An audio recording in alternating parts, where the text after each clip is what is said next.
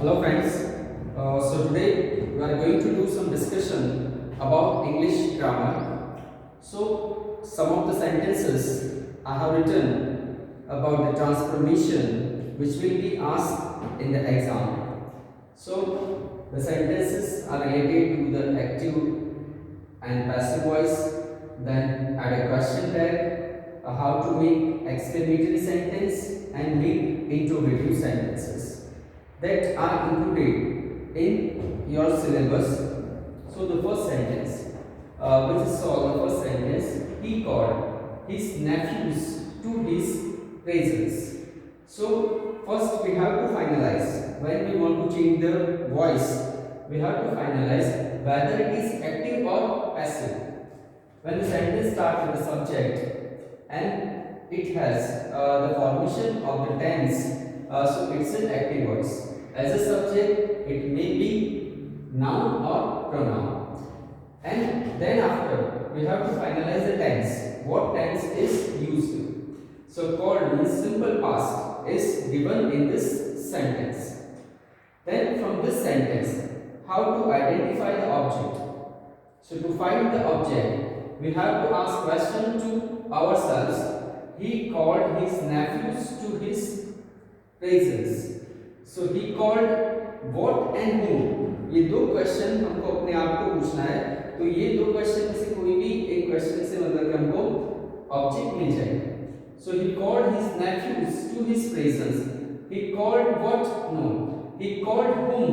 Whom means he called his nephews. ये जो his nephews है वो हमारा ऑब्जेक्ट बनेगा. तो his nephews को हम यहाँ पे लिखेंगे his nephews. Now it's a past tense. Nephews are plural. तो past tense के रूल के अकॉर्डिंग हम उसको were लिखेंगे. यानी to be verbs were. His nephews were. Now called already past form is given, but the past participle is called as called. So was, were and past participle. So his nephews were called. Then after we have to write by preposition. So by preposition is written and he converts as him when it comes at the place of objective object and it turns as objective pronoun. So his nephews were called by him to his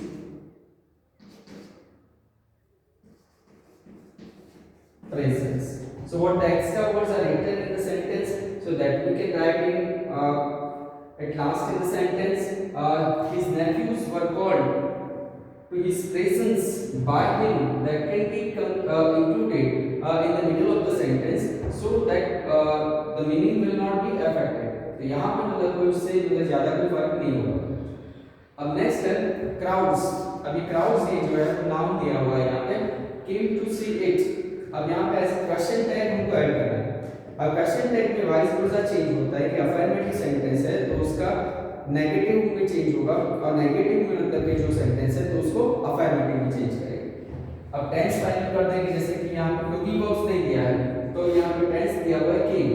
it is also simple past tense और simple past to ask question and give negative reply. Did verb is used. तो यहाँ पे did verb use करना है but sentence affirmative है. So the question tag will be negative. अब question tag negative होगा तो उसके लिए didn't करेंगे. अब didn't के बाद crowds है यानी plural noun दिया हुआ है. So didn't means crowds. So didn't they.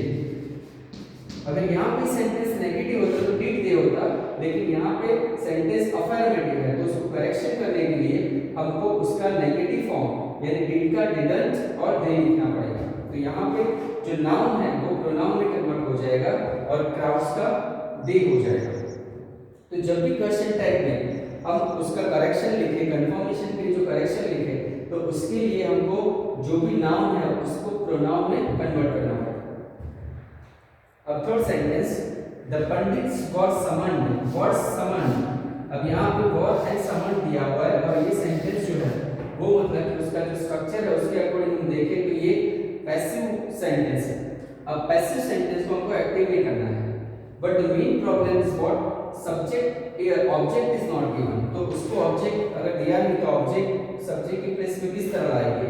So the pandits were summoned, tense is finalize, tense यहाँ पे फाइनल है, पास्ट टेंस है। अब इसको क्या करेंगे कि पास्ट टेंस है, सब्जेक्ट दिया नहीं है यानी ऑब्जेक्ट दिया नहीं है, तो सब्जेक्ट के प्लेस में क्या रखेंगे? तो यहाँ पे द पंडित्स वर समन्ड। अब इस तरह का जो सेंटेंस हो जहाँ पे ऑब्जेक्ट नहीं दिया हो, तो वहां पे हमको ये सेंटेंस के अकॉर्डिंग जो भी मतलब कि जो मीनिंगफुल वर्ड्स लगता है वो हम वहां पे ऐड कर सकते हैं। तो यहाँ पे the king summon the pandits ऐसे भी लिख सकते हैं, और अगर वो नहीं लिखा तो दे वर्ब निकल जाएगा, दे समन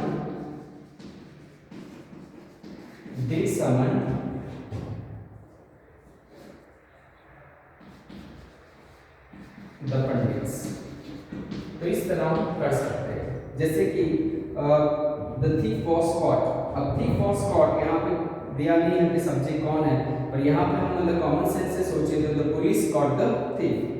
तो इस तरह हम सब्जेक्ट जो है वो हमारे जो मीनिंगफुल लगे ऐसा सब्जेक्ट हम अपनी तरह से उसमें एडजस्ट कर सकते हैं।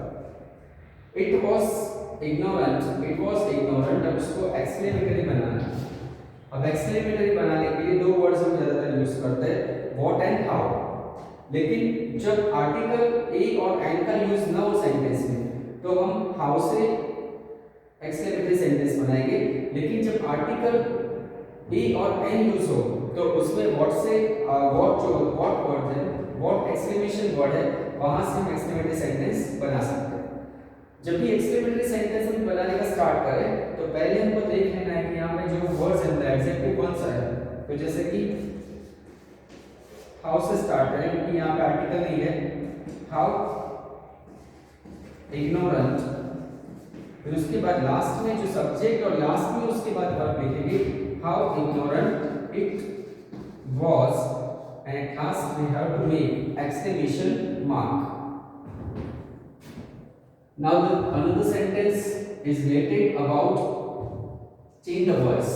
Now change the voice is about the interrogative sentence. अब interrogative sentence का हमको voice change करना है। अब यहाँ पे what already what दिया हुआ है, यानी जो subject you दिया हुआ है और उसका object क्या है वो हमको दिया नहीं। अब इस तरह के सेंटेंस में हमको व्हाट कोई सब्जेक्ट बनाना है कि व्हाट कोई व्हाट डू यू थिंक, यानी कोई भी अननोन थिंग के बारे में हम क्या सोचते हैं, मतलब कि what do you think of all it all. तो यहाँ पे व्हाट ही हमारा सब्जेक्ट का काम करेगा, और डू जो है यानी प्रेजेंट टेंस का वो डू है वो हमारा उसके अकॉर्डिंग हम एम इज आर वर्ब लिखेंगे। व्हाट सब्जेक्ट का काम करेगा तो व्हाट, अब उसमें मतलब कि प्रेजेंट टेंस है तो व्हाट इज, अब ये वर्ब है, थिंक का क्या हो जाएगा थॉट, व्हाट इज थॉट। अब बाय प्रीपोजिशन जो इंटरनल चेंज हम करते हैं वो चेंज हमको यहाँ पे भी करना है, what is thought bye you of it all. तो इस तरह मतलब कि जो भी क्वेश्चन है उसमें इंट्रोगेटिव सेंटेंस है तो जो इंटरनल चेंज होते हैं इस तरह इंटरनल चेंज करने टेंस के अकॉर्डिंग अगर यहाँ पे डिड दिया होता तो हमको वॉज करना पड़ता, लेकिन सब्जेक्ट का जो काम है वो व्हाट ही करेगा क्योंकि इंट्रोगेटिव सेंटेंस है। लेकिन ऐसा टू बी वर्ब क्वेश्चन है, yes no question, have you seen the bird, तो have you seen the bird, what have you seen the bird. अब ये बर्ड का प्लेस है, ये मतलब कि यू यहाँ पे चला जाएगा और बर्ड यहाँ पे आ जाएगा, तो बर्ड का प्लेस फिक्स कर दिया था बर्ड। अब बर्ड सिंगुलर है तो इसकी जगह पे हैव की जगह पे हम हैज लिखेंगे, has the bird been seen by you, यानी सब्जेक्ट और ऑब्जेक्ट जो मतलब उनका जो प्लेस है वो चेंज हो जाएगा, और as per the subject we have to write to have also. अब इंट्रोगेटिव सेंटेंस अब उसमें देखना है कि अगर टू बी वर्ब्स है, yes no to be verbs या कोई भी मतलब टू हैव वर्ब्स ऐसे वर्ब्स दिए हैं तो उसमें नॉट उसका नेगेटिव हो जाएगा, यानी अगर अफर्मेटिव है तो वो नेगेटिव हो जाएगा और नेगेटिव है तो अफर्मेटिव हो जाएगा। It's progress was satisfactory in the extreme. अब यहाँ पे वाज दिया है लेकिन ये सेंटेंस अफर्मेटिव और उसको नेगेटिव कर, इंट्रोगेटिव सेंटेंस भी क्वेश्चन टैग का ही एक फॉर्म है बट उसका एक्सपेंशन फॉर्म है, यानी एक्सपांड उसका एक्सपांडेड फॉर्म है तो उसको was की जगह पे हमको was not यानी ये सेंटेंस अफर्मेटिव को नेगेटिव में चेंज करना पड़ेगा, तब वो मतलब कि इंट्रोगेटिव सेंटेंस बनेगा। लेकिन इसको हम wasn't नहीं लिख सकते, फर्स्ट हमको वर्ब लिखना पड़ेगा was its प्रोग्रेस, क्योंकि यहाँ पे हमको करेक्शन करना है was its progress, अब उसके बाद हम नॉट लिखेंगे। As per the rule we have to write first verb, then after in the negative sentence is that after subject we have to write not